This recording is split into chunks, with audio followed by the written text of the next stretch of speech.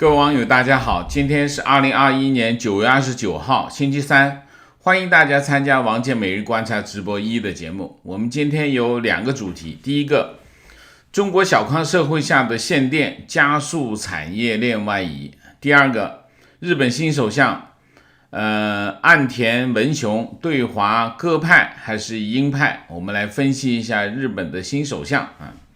先讲一下这个第一个主题啊，限电。限电是最近很多媒体关注的一个焦点，但是我们在讲限电之前，先讲国新办。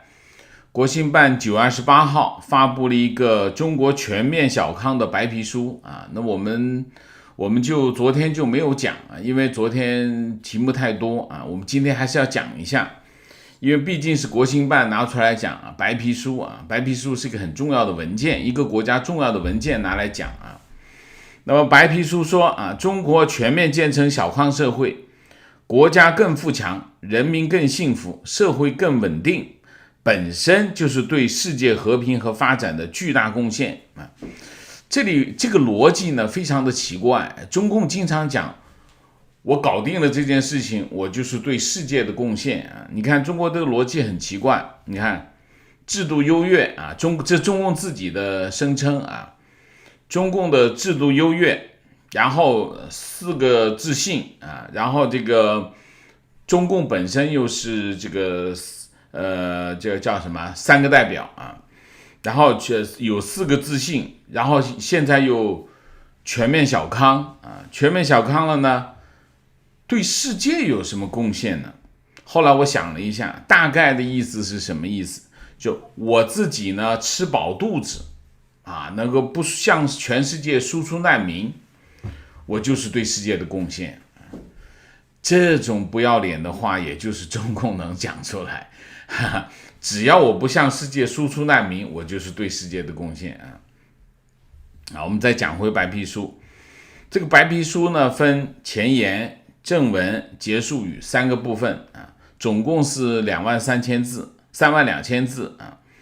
正文又分为这个迈向中华民族伟大复兴的关键一步，全面小康是全面发展的小康，全面小康是全体人民的小康，全面小康是奋斗出来的小康，中国全面小康的世界意义5个部分啊，系统的阐述中国的全面小康是什么啊，如何现成的啊。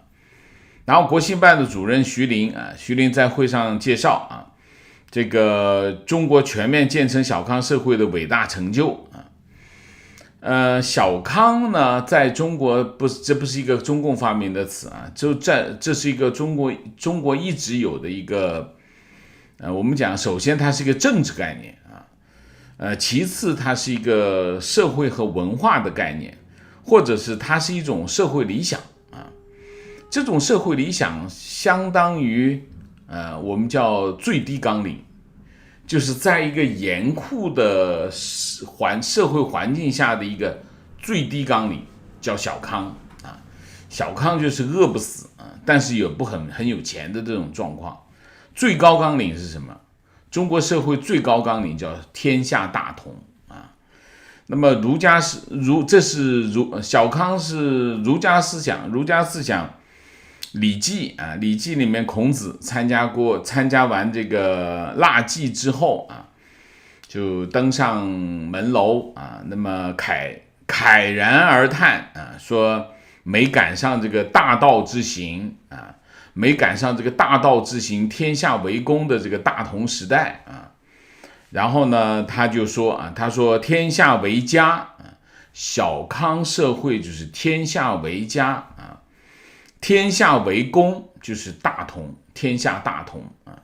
天下为家就是小康，小康什么意思呢？就是圣人制定了一套制度啊，那么这个赏善惩恶啊，按照这套制度运行啊，大家能够家庭和睦，上下有序，社会稳定，这就所谓的小康啊。小康从儒家的角度讲的是什么？讲的是秩序。那么孟子在梁惠王章句上里面讲了一句话啊，这是比较中国社会比较认可的就是关于小康。小康是什么呢？养足以事父母啊，抚足以续妻子，乐岁终身保，凶岁免于死亡啊，然后趋而知善啊，故民从之亲也亲啊。讲的是什么呢？小康是什么呢？就是好的年景啊，就是能吃饱饭啊。凶呢，凶就是不好的年景呢，饿不死。小康讲的是这个意思啊，就是好年景吃饱饭没问题啊，这个不好的年景呢就死不了，饿不死你啊，大概是这个意思啊。所以通常讲小康呢，就是略有资产，足以自给自进啊，就是有一点点小产业啊，所以呢叫富人有闲不足，但是温饱已经有余啊，温饱稍微超过一点点，但是呢这个讲富呢就不算啊，不算富，只一点点小产业啊。那么中共制定的小康呢，这其实不是习近平发明，从邓小平开始讲。邓小平在1994年说，我们的目标第一步到2000年啊，想2000年建立一个小康社会啊，就是指在温饱的基础上，生活质量进一步提高，达到丰衣足食。这是邓小平讲的。胡锦涛在2007年的17大上啊说，中共的目标是要确保在2020年实现全面建成小康社会。全面建成小康社会是胡锦涛提出来，不是习近平提出来。但是习近平在2012年的18大提出个2个100年啊，就是中共建党100年，中共建政100年这2个概念。然后他接过了胡锦涛的这个全面建成小康社会的这个大旗啊，变成习近平的一个政治纲领啊。然后到了这个今年的中共党庆100年党庆，他在这个发言当中说啊，他说我们实现了第一个100年奋斗目标啊，在中华大地上全面建成了小康社会啊。那么中共自己天天吹嘘啊，他的制度优越，然后中共自己又3个代表啊，代表先进的生产力、先进的文化啊。但是一到关键时候就怂了，什么呢？你想一下，你既然制度又优越，你既然这个中共党又很厉害啊，英明神武，对吧？制度又好，你怎么设定了一个最低纲领呢？你应该设定最高纲领才对呀，对吧？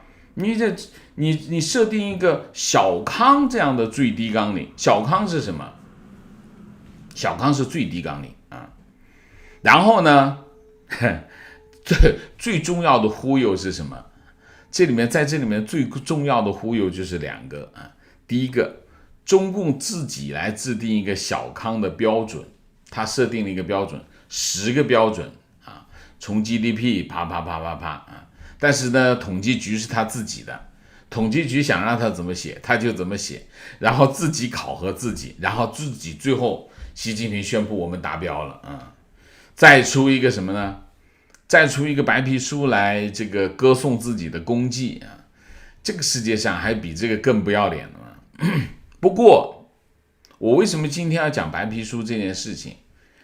是因为在这个时候出白皮书实在不妥当啊！国新办这个主任啊要打屁股，为什么？因为现在全国在限电啊，到处都没有电。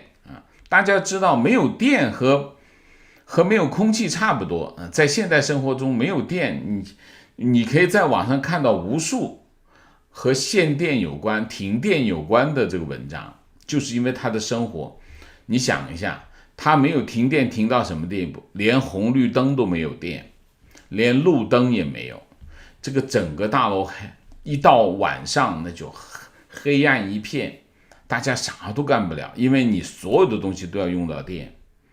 你想啊，一个全面建成小康社会的国家啊，连电力保障都做不到啊，你不要说你中共吹嘘的这个小康社会，你就跑到一个普通的现代国家啊，在没有天灾，在没有突发的这个天灾或者是战争等突发事件的情况之下啊，保证社会公共服务是一个政府的基本的职能和要求，对吗？但是过去5年，早的我不说，我只说过去5年时间，中国几乎每年都出现，各地都会出现这个拉闸限电的现象，每年都会出现啊。今年就蔓延到了21个省，主要地区都出现了电力不足、停电的情况之恶劣，影响之严重，创造了世界纪录。可以说，拉闸限电是中共所谓全面建成小康社会的一个有力注脚。白皮书说啊，白皮书这个吹捧习近平，我们就一定要拉出来给大家听一下啊。他这么说，他说进入新时代啊，习近平总书记亲自谋划、亲自指挥、亲自推动小康社会建设啊，这都是亲自的啊。团结带领全党和全国人民，战贫困、促改革、抗疫情、治污染、化风险啊，党和国家事业取得历史性成就啊，这个吹牛逼已经拉到已经到天上去了啊。发生历史性变革，全面建成小康社会目标如期实现，实现中华民族伟大复兴中国梦又迈进了关键一步啊！这就是中国梦。中国梦是什么？中国梦就是停电啊！那么大家需要秉烛夜读习近平的思想著作啊。那么有一个网友叫于小诗啊，于小诗呢用鲁迅体来讽刺这个东北限电啊，就是模仿这个鲁迅时代的白话文。他这么说，他说愿中国所有青年都摆脱冷气，夏天就不会那么费电啊，只是向上走，电梯于是也省了啊。不要听自暴自弃的话，否则还得上网。有一分热发一分光，冬天没准不需要供暖了，多买点蜡烛，就不必等炬火啊，炬火就是火把。此后如竟没有炬火，就再买点蜡烛吧。这个讽刺啊，就是现在的限电的人们的看法。那现在的情况是什么？国家电网调度中心说东北拉闸限电，现在最集中的情况是在东北。其实呢，东北因为拉了民用电啊，直接老百姓普通家里电都停掉。其他的省呢，主要是限制工业用电，民用电呢基本上没有拉。那为什么东三省会突然去拉民用电？民用电就等于民用电一拉掉，整个城市停止运作，会死人的啊！那为什么这次东三省会出现这个情况啊？国家电网的调度中心解释，他说东三省拉闸限电的主要原因是高煤价叠加电煤紧缺啊。那么煤电厂就虽然有发电能力，但提供不了足够的出力支撑啊，就是不发电啊。讲到底就是电厂有发电能力，但是它不发那么多电啊。那么此外，风电出力减少也是一个因素啊。这个东三省呢，有风力发电是装机容量是3000多万千瓦，正常能提供1000多万千瓦的这个电啊。但是呢，现在极端的情况之下，仅能够提供几百万甚至几十万千瓦的容量，基本上就是没有用，基本上就没有发挥作用。所以呢，此轮东北电力缺口应该在几百万千瓦的级别，还没有到千万千瓦。我印象中啊，湖南缺电已经超过千万千瓦啊，但是湖南也没有拉到民用电。东北为什么出现了民用电拉到民用电？原因是什么？他解释为什么这波及到民用电，因为呢，之前呢，电网已经发了预警啊，电网跟电厂是两回事啊。大家知道，中国是两块，一块是电网，电网就是送电，电厂是发电。电网发现电不够，因为电厂输出来的电很少。可是电网发现大家的需求很大，大家都在用电，于是呢，他就发预警，告诉大家，我们这些地方政府赶紧通知地方政府，赶紧限制高能耗的用电。结果呢，没限了，高能耗的这些电厂，这个用电大户，比如说钢厂这些没有限啊，没有限呢，结果就是这个差距就开始扩大。就是需求在上来，然后那个发电厂出来的电又不够啊，不够，慢慢这个需求差就开始扩大到某个程度会出现什么？电网崩溃，整个电网崩溃那就完蛋了。那怎么办？那就只好采取紧急措施，连民用电一起拉。说明什么？东北的国企很牛掰，动不了它，级别都很高。所以呢，高能耗的国企不肯停电啊。东北的高能耗国企全是国企啊，高能耗的这个企业全是国企，结果就停了老百姓的电。所以为什么东北经济好不起来？你从这件事情就看得到啊。那为什么电厂不肯发电？那辽宁的一个火电厂就说，他说现在呢，他们发电厂每一度电亏7分钱啊，那么电煤也很紧张，发改委分给东北调了1000万吨的煤过来，他们厂分了20万吨啊，20万吨也就够用20天，一天用1万吨啊，杯水车薪。他们现在的这个库存就是电煤库存2天，只有2天是，一天也就是2万吨，所以他们电厂负荷50%，什么意思？2台发电机只开了1台，停了1台，大家没电用，不是没有发电机，是没有煤。为什么没有煤？他不愿意去买煤，煤太贵了。所以呢，9月23号到9月25号，辽宁供电缺口进一步增加到严重级别。负荷缺口是10%到20%，所以启动了东北电网。东北电网调控是在哪里？调度在哪里？在辽宁啊。辽宁就启动3轮2级限电措施，还不行。限电措施就开始拉工厂的电，还不行，还是有缺口。那么为了防止这个全电网的崩溃，东北电网调度部门直接下命令啊，就是电网事故叫电网事故拉闸限电，就是已经这个问题拉闸限电已经到了事故级别。它拉闸限电有几个级别啊？有很多级别啊。说明什么？就当它去开始关掉这个居民用电的时候，说明东北电网已经面临崩溃了。所以这个小康社会前面这个吹捧习近平吹捧的这个样子啊，这个时候发改委就跑出来讲说，这个居民用电其实占所有电力不到20%，大部分电都是工厂在用啊。然后这个居民用的这个天然气也不到50%，所以我们有能力、有条件、有能力全额保障。这早干嘛去了啊？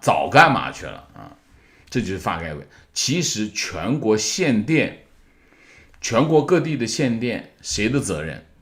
没有其他人的责任，只有一个部门叫发改委。发改委的主任叫何立峰，何立峰应该鞠躬下台啊！那么打脸打成这样啊，何立峰是习近平从福建带出来的官员，习近平从福建带出官员不多，何立峰是其中一个啊。然后发改委就接受这个记者采访啊，就表决心啊，说这个东北地区天寒地冻啊，这个老百姓采暖要求高啊，要求什么高？就是烧暖气而已，还要求高啊。然后就要做好东北地区冬季能源保障工作，责任大，极为关键啊！这都是屁话啊，早干嘛去了啊？然后发改委将会同相关部门加大协调力度，向东北地区倾斜能源，全力保障东北能源的运行平稳。这就是什么？这就是无能啊！无能就面多了加水，水多了加面啊！这怎么办呢？就是增加啊！给这个要求东北地区发电厂这个多发电啊，下指令啊，然后就是组织中央发电企业啊，这个因为大家知道电厂一个城市的这个供暖，特别是东北地区啊，它从哪里来？是从电厂来，电厂是通过发电这个发电它需要用降温，降温是用水来降温，水降温的过程就产生什么？就产生这个暖气，暖气是热电厂。如果热电厂不发电或者是减少发电，它的情况是什么？减少发电的后果就是制暖也不够，暖气也不够啊，这是个有因果关系的事件啊。所以他就要求全力提高煤电机组开机水平，切实提高电力供应能力，增加取暖啊，就是然后调整东北还是要向其他地方输出电。东北这个东北从来没缺过电，东北是中国工业化最早的地区，东北缺电是非常荒唐的事情。东北是要向关内输送电啊，现在东北都缺电，可见什么？可见这个国家治理能力非常的烂啊。然后他说了一堆，我就不念了啊。那么这一次啊，中国普遍出现，我们说过去5年时间，中国过去5年时间开始这个限电，始作俑者哪里来？我们还得找找。始作俑者是副总理刘鹤啊，这都是习近平的心腹，都是习近平身边都是一帮蠢货啊。刘鹤在2015年在中央财经领导小组的第11次会议上提出一句口号，叫供给侧改革啊。供给侧改革呢，核心就是2条，第一条叫去产能，第2条叫国进民退。那为什么要去产能呢？背景就是2008年温家宝的4万亿刺激经济措施啊。其实中共在经济政策方面都是很烂，没有一个不烂的啊，一个比一个烂啊。2008年金融危机啊，国际金融危机，这个中国经济跌得很厉害，温家宝急了啊，去搞了个4万亿啊，4万亿，然后他一直在标榜我们4万亿是成功的，但其实中国一直在为4万亿付出代价，只是中国的媒体不说啊。然后4万亿的经济措施出来，最终导致的是什么？最终导致的后果就是大量的基础建设，从2008年开始大规模的上基础建设项目。大家知道基础建设项目需要什么？需要原材料，钢铁、水泥啊，各种有色金属等等，全部都要上啊！需求一上，然后大家就开始盖厂子啊，钢厂啊，有色金属、电解铝啊，这么铜啊、电解铜啊的这些项目都在上啊，包括煤啊。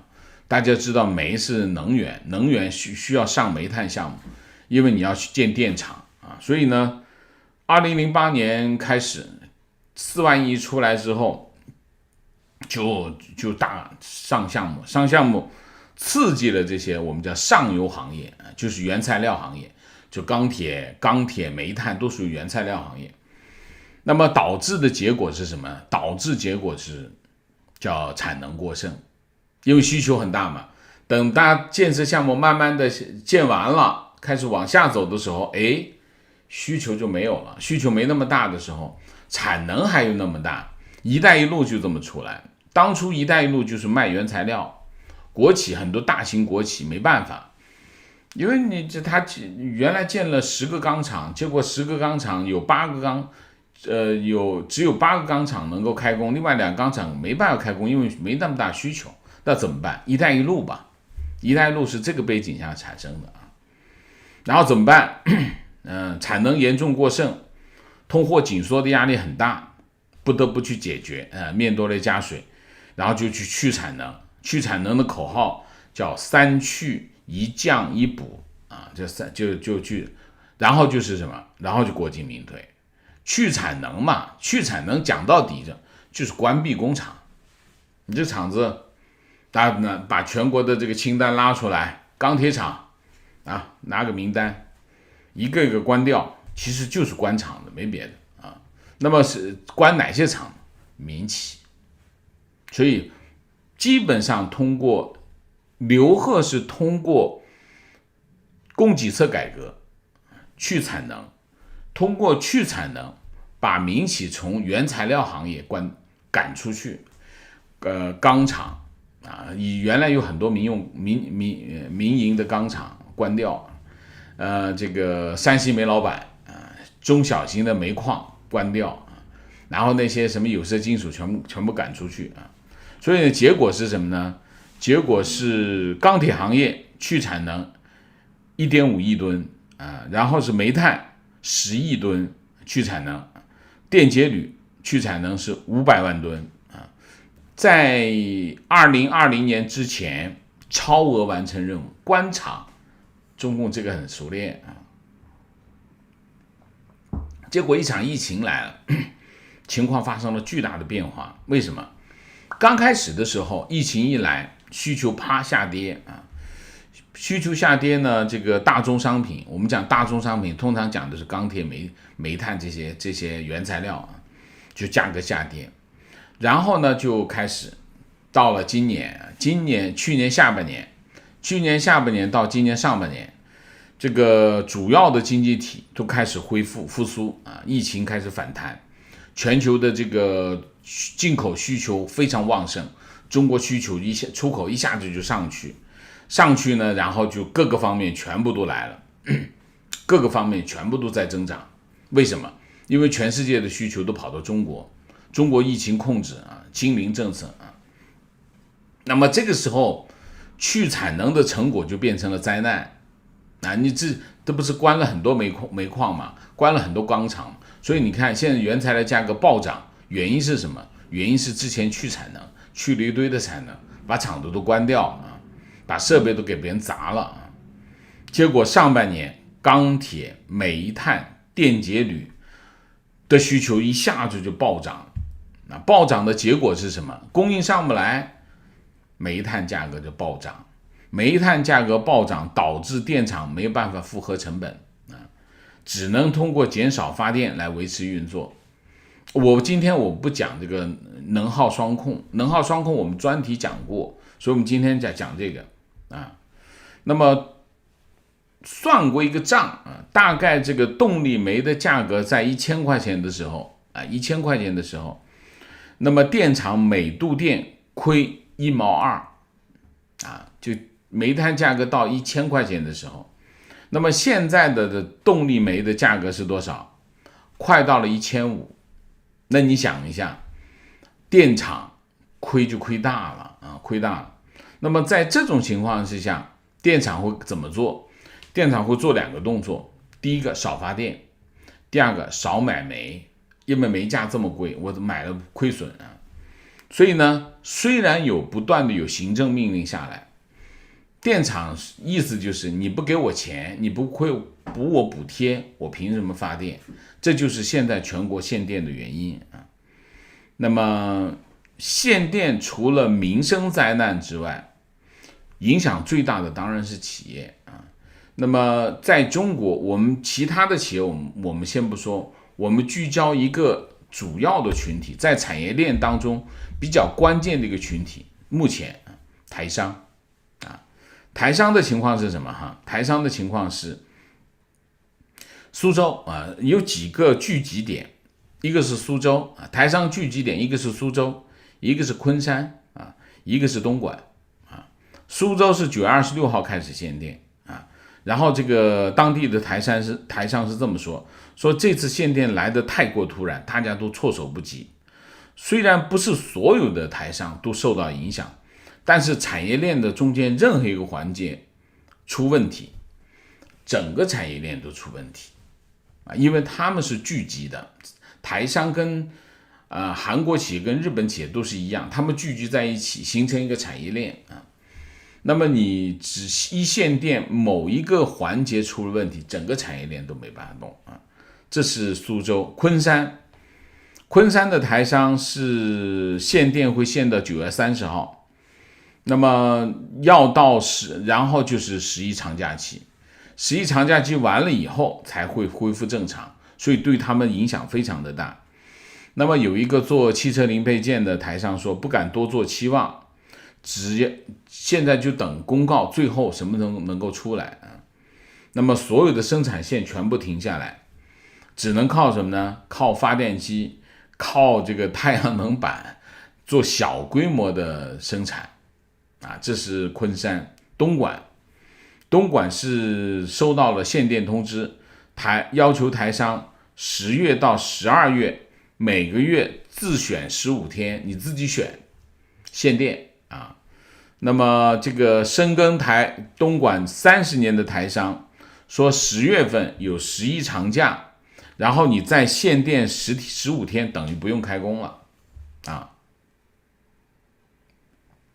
他说这次限电对台商的这个制造业伤害非常的深，因为疫情冲击东南亚，不少订单都流到大陆台商准备大干一场，突然一下子限电但是你工人的工资那然后这个运营成本一样都不能少，所以工厂实际上一直在烧钱，但是呢，你电一停掉，所有的成本都在，非常的危险那么限电会对这个广东的制造业产生很大的冲击。为什么要讲这个问题现在的情况就是港商已经离开制造业一段时间港商在中国的制造业里面已经不太多的了。然后现在是日资企业呢，其实从去年开始，日资企业开始部署这个产业链迁移所以你今年可以看到，所以这个不是一天两天的事情。你今年可以看到，去年年底开始，日本开始部署日本企业的产业链迁移出中国，所以你今年可以看到很多大型的这些企业，像什么这个三菱这些大企业在离开中国的新闻是这个时候才出来，所以日资企业今年开始走今年开始离开。韩国企业其实从那一年这个叫什么事件，就是美国部署这个导弹防御系统的那一年开始，韩国企业开始离开中国到了去年前年都已经是高峰期了，已经走的是差不多的了。但是还有很多企业，韩国还有很多企业在中国，那么日本还有很多企业在中国，但是已经和当年的这个盛景不能相提并论。真正留在中国的是台商。台商的情况是什么呢？台商的情况是制造业还在中国大陆，那么有一部分去了东南亚，就是哪一部分去了东南亚呢？就是基本上是我们讲那些就是低成本，只能承受低成本的产业去了东南亚，因为他在中国已经没办法挣钱，中国的土地成本上升，人工成本上升，运营成本上升，税费上升，所以基本上像什么鞋厂什么做鞋的台商，那个鞋厂非常的庞大，就开始去东南亚啊。还有一些制造业的主力还在中国，电子厂回台湾了，电子厂去年就开始回来，去年4大电子厂回迁台湾，是台湾景气度恢复到就是这2年台湾的经济景气度这么高，原因是跟什么？原因就是去年4大电子厂带着电子产业回了台湾，所以你看这个局面就是一个这样的局面。其他的像美资、像欧洲的企业，在中国的企业，他们不是主要的，主要的我讲的这几样。那现在的情况是，这个限电是非常沉重的一击。为什么？限电冲击最大的是什么？就是制造业。制造业是对产业链要求最高，你只要任何一个环节出问题，整个链条都不运作。所以现在的情况，这一次的这么大规模的限电，会促使大量的制造业向东南亚转移。这不是1、2天的事情。这件事情会在明年后年我们会看到这个效果啊。这是第一个，我们今天就讲讲这个第一个主题，就是这个中国小康社会下的限电加速产业链的外移啊。第二个，我们讲讲日本首相啊，日本新首相，9月29号。日本执政自民党举行这个总裁选举啊，前外务大臣岸田文雄击败行政改革担当大臣这个河野太郎当选这个自民党总裁，然后会接替这个菅义伟出任日本首相啊。这次选举经过了2轮投票，第一轮是岸田获得了256票，没有达到382票的这个半数，所以呢就和这个岸田和这个河野进入第2轮投票。第2轮投票，岸田得到了是257票大幅领先这个河野170票，顺利当选啊。然后岸田文雄当选后发表这个胜选演说啊，他讲了几点。第一点，目前国家危机仍然继续存在，今天开始要全力冲刺。首先要做好武汉肺炎的防疫工作，并且会在年底之前制定好价值数十万亿日元的这个经济对策。之后会着力应对自由开放的印太构想，以少子化的现象以及少子化现象的议题他呼吁这个党员团结迎接参众两院的选举，让民众看到脱胎换骨的自民党。然后这个两岸同时向岸田文雄表示祝贺那中国外交部发言人华春莹说，中方愿意同日本新一届执政团队一道恪守中日4个政治文件确定的各项精神和原则，深化共识合作，推动中日关系沿着正确轨道稳定发展这是华春莹。台湾的蔡英文总统以民进党主席身份祝贺盼望自民党在岸田文雄先生领导下，双方执政党在台日友好的基础上继续深化交流感谢这个自民党4位总裁候选人对台湾申请加入 CPTPP 的表达欢迎之意这是蔡英文。岸田为什么会赢原因有几个。岸田文雄在这个公众和自民党普通党员里面，他支持率并不是太高但是他占国会多数议席的自民党保守派倾向支持岸田文雄，就是自民党里面的保守派议员支持他，这是第一个所以呢，他是自民党里面温和的中坚力量，他是相对温和的他的风格就是稳健然后不和其他人为敌啊，不惹事儿啊，所以呢，他基本上是各方派系，他基本上不惹事，他因为他不激进，很温和，各方都能够接受啊，所以把它当做一个最大公约数自民党也会选择一个，因为马上要参众两院选举啊，自民党倾向于选择一个比较稳妥的这个总裁，对这个众议院选举有胜算啊，就是自民党内部的心态啊。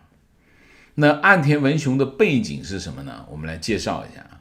岸田文雄1957年7月29号出生在广岛啊，现年是64岁啊。那么岸田在纽约从1年级到3年级3年，因为他父亲的工作，他在纽约度过啊。然后他考东京大学考了3次没考上，结果后来去了早稻田啊。他是政治世家啊，他的祖父担任过众议员，他的父亲叫岸田文武啊，曾经是这个通产省的贸易局长啊，然后在这个中曾根的内阁里面担任总务政务次官，相当于这个第2把手吧啊，文物部的第2把手，基本上是一个这样。所以日本你可以看日本的他的很多政治人物，他都是这个河野也是政治世家啊，这个岸田也是政治世家。早稻田大学就开始就做这个众议员的秘书，通常是这么去做秘书，先做秘书，然后自己去选了以后，然后就入内阁等等啊，就开始。他曾经在2012年12月担任这个外务大臣相当于外交部长，然后2017年还兼了国防卫大臣，就是国防部长啊。然后这个2017年安倍改组内阁，他就鞠躬下台啊。他是在2012年崛起啊，从这个古贺成手里接过了这个红池会会长啊。红池会会长他其实是这个自民党内部的一个派系啊，他就成立了一个叫岸田派。岸田派他有多少呢？有24名众议员，9名参议员，他是很有实力的啊。所以呢，他的派系是很有实力的。那么他曾经在去年和这个菅义伟竞争首相失败啊。那么这次今年再赢啊，今年赢啊。岸田的外交政策有几个，这是他的竞选时候说的啊。日本应该和美国等具有共同价值观的盟友合作，强硬的应对中国的崛起啊。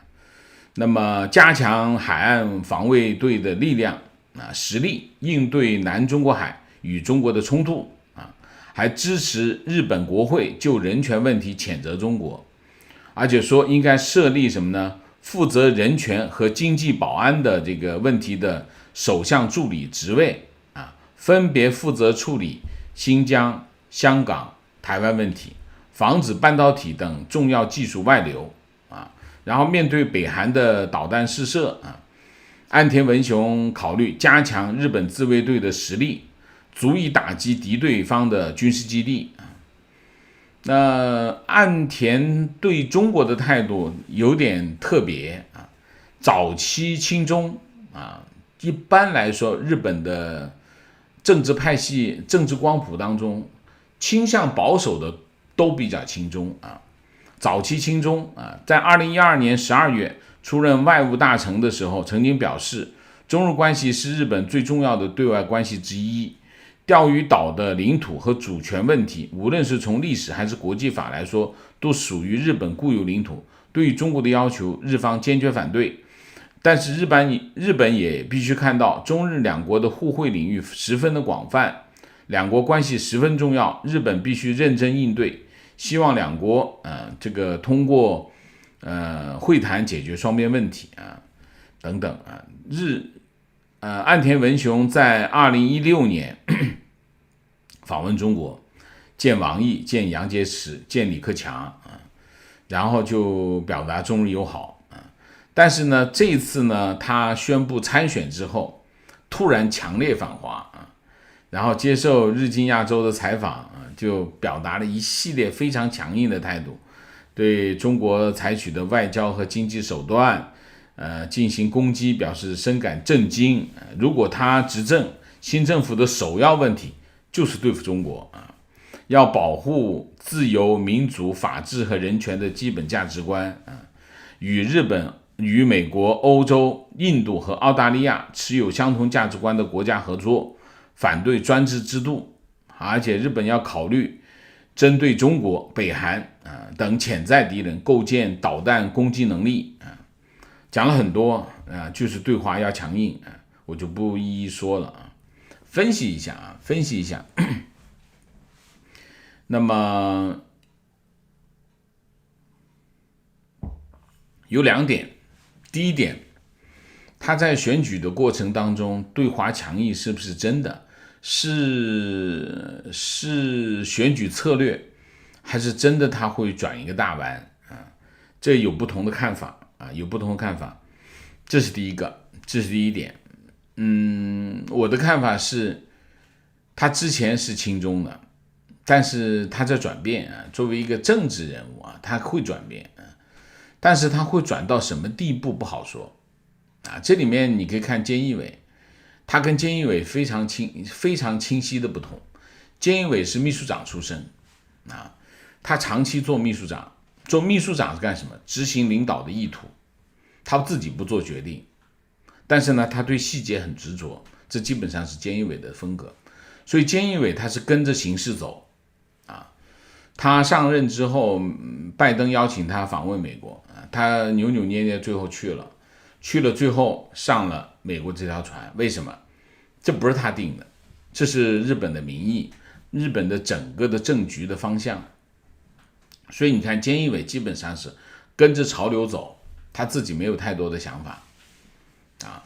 那岸田正好是反过来，岸田有自己的想法啊，他是早期是亲中的，但是形势发生了变化，他必须对华强硬，所以他为什么会当选？他表现强硬。你看4个候选人啊，4个候选人都表示对华强硬，就比赛跟谁强硬啊。河野很强硬，河野都说狠话，但是在执行政策的时候，他未必会那么狠啊，因为他毕竟他有亲中的底子在那儿啊，所以你可以看未来日本就是新的这个岸田政府对华政策有2个方向。第一个，他跑不掉现在的大格局。什么大格局？日美安保是个大格局啊，这是第一个。第二个，美国在东亚建立的一个秩序是个大格局。这两个条件是岸田对华政策的基础。所以在这个情况之下，你可以看到最近日本企业开始撤离中国市场，而且最大的特点是什么？就是过去几年时间，日本从中国获得的贸易顺差越来越少啊。我印象中前年开始就是基本上日本从中国挣不到什么钱。所以为什么过去2年时间日本的对华政策越来越强硬？有一个条件，就是日本在从中国获得的贸易顺差越来越小。贸易顺差越来越小，我就不用给你面子了。所以日本强硬的前提就是这个前提啊。所以在以这个为前提，你会看到岸田一方面，我觉得他会跟进现有的形势发展，但是他的做法未必会那么激进。像河野那么激进，河野非常激进，河野有点另类啊。好吧，那我们今天所以从总的来说，新的首相既不算鹰，也肯定也不是鸽，肯定是不是，但是没那么鹰，我觉得没有那么鹰，没有那么鹰派啊。好吧，那我们今天的主题就讲到这里，我们下面进入互动啊。互动之前温馨提示，请大家点赞，请新来的网友订阅，请大家加入我们的会员，支持我们做更好的节目啊。明谢Helen 谢谢。情况啊，去年年底浙江某地机关事业单位规定气温高于3度不能开空调，今天发出通知，所有单位9月30日关闭空调1天。 OK。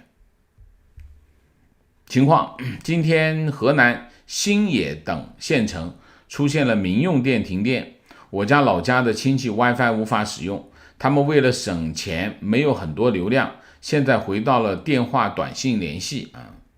情况，昆山的情况更夸张，禁止工厂自己用柴油发电机发电，抓到了要罚款50万，这就是给领导拍马屁，政府赔偿我们损失吗？OK。连自己发电都不行啊！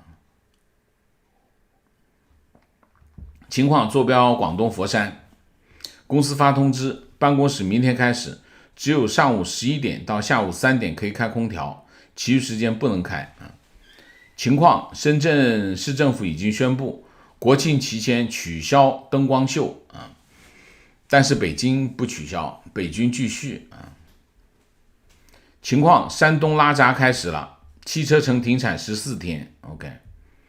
观点，墙内电荒好像会持续很长时间，最近做太阳能光伏板的塑料粒子急需，涨价也买不到，感觉墙内的政策几乎没有前瞻，从新能源车到芯片再到双减，都是拍脑袋出台一样，谁想都是浑水摸鱼，谁都想浑水摸鱼，结果一地鸡毛，钱就这么折腾没了啊！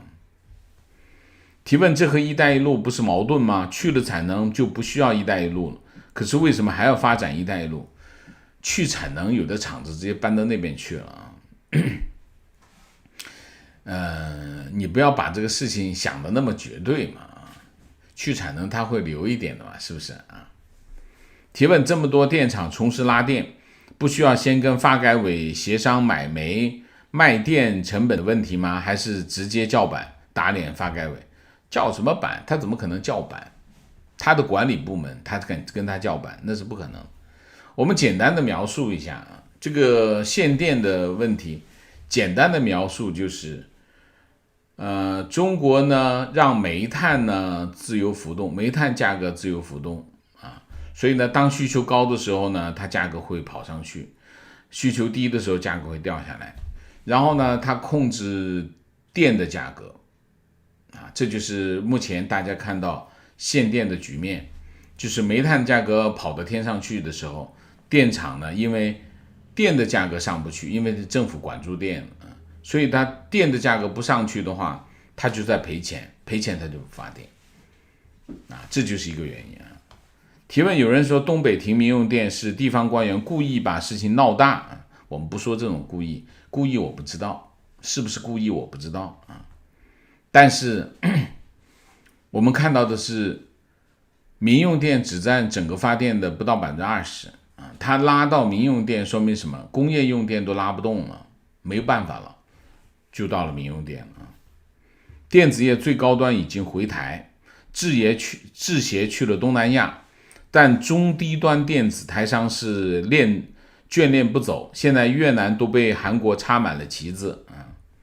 观点，中国因为制度不透明，很容易导致国家所有补贴最终被利益者瓜分，能用在刀刃上微乎其微，医疗如此，教育如此，住房如此，养老如此。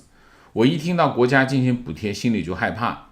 中国最缺的就是保护社会公平，你害怕啥？又不是你的钱啊！很多人说啊，都是我们老百姓的钱，老百姓都是政府的。提问，人民大学教授温铁军最近说，因为教育和医院是知识和医疗垄断者，信息不对称，所以整个教育体制以及医疗都出了大问题，所以要双减。请问王老师怎么看待这个逻辑？双减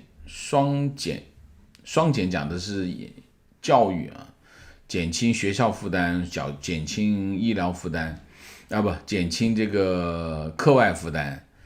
双减我没有看到他这段话，你这个描述呢，我也没有太大的信心，所以我先不评吧，等我看到了我再评，因为你要把他整个话讲出来才行啊。观点正如王老师所说，日本社会的老龄化带来的通缩是顽疾，目前中央政府负债近 GDP 的3倍，唯一解决的办法就是把 10% 的消费税提高到像欧洲国家的水平，不过日本国民估计死活不会答应啊。提问：马上就11月开6中全会，现在出现大面积限电，是发改委给习近平政敌递刀子吗？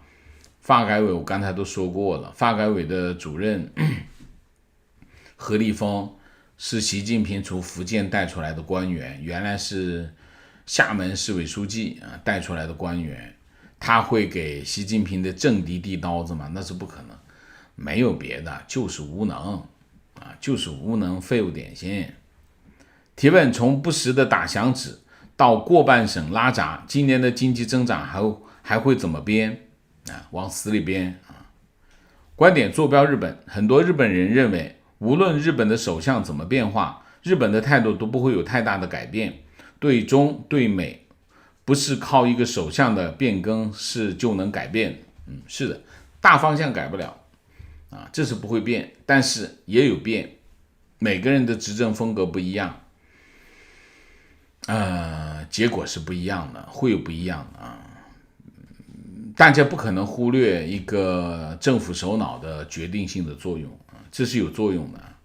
岸田其实是温和保守派，不明白中国为何这么敏感岸田。我从这个华春莹的这个讲话来看，中国还是有一点期待对岸田是有所期待的观点：日本的人权状况是发达国家中最糟糕的，所以日本政客的这些发言感觉很虚伪。你什么观点这是什么依据？日本的人权状况很糟糕，还好吧？我觉得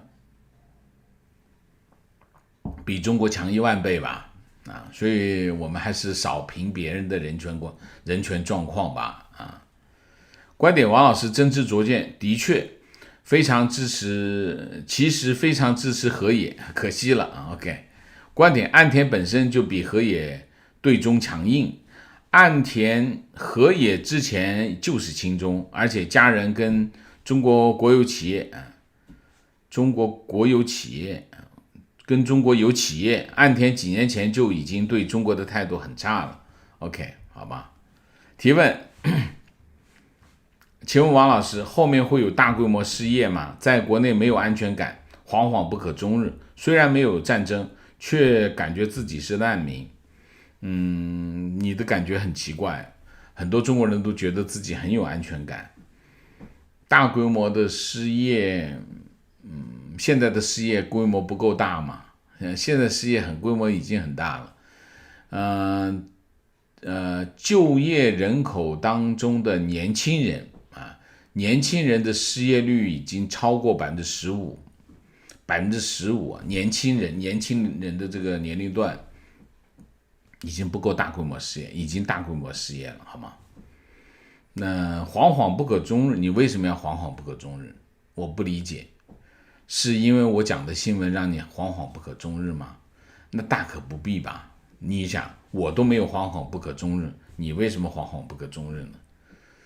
我们坦然的生活，坦然的面对我们的这个世界只要我用心的生活，认真的工作，诚实的对待我的朋友，诚实的对待我们面对的问题，有什么惶惶不可终日？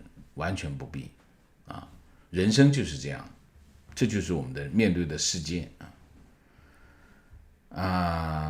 观点：中国和日本的矛盾不可调和了。今天在富士山可能会爆发的新闻下，网友竟然纷纷表示希望火山爆发，让日本消失日本你可以看一下就是皮尤的民调当中对中国最有恶感的3个国家，一个是瑞典一个是日本，还有一个是韩国。所以其实你可以看到这一系列的中国周边的国家韩国对中国的恶感和日本是差不多的，也是非常的讨厌中国，所以中日关系是好不了，至少在现有的条件下。